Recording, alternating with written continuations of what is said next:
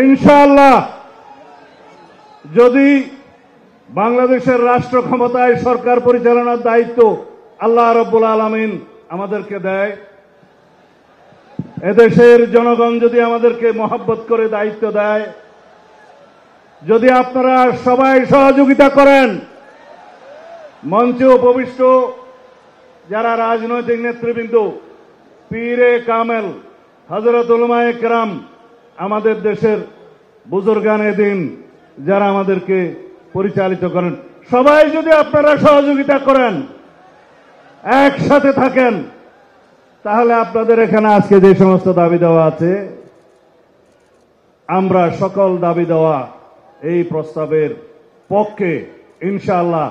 কানুনি ব্যবস্থা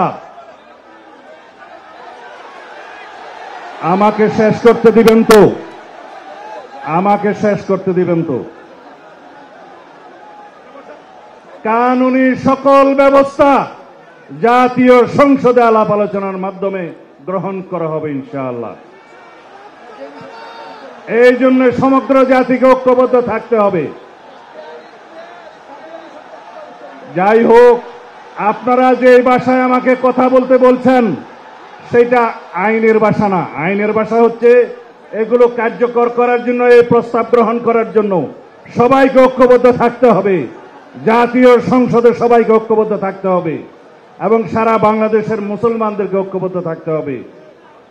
আমরা ইনশাআল্লাহ আপনাদের এই প্রস্তাব গ্রহণ করব। কাদিয়ানীদের মুসলিম ঘোষণা সুস্পষ্ট। আমরা কানুনি ব্যবস্থার কথা বলতে চাই। আমি আগেই বলেছি, যারা রাসূলুল্লাহ সাল্লাল্লাহু আলাইহি ওয়াসাল্লামের পক্ষে নয় তারা মুসলমান হতে পারে না। খোদা হাফেজ। বাংলাদেশ জিন্দাবাদ।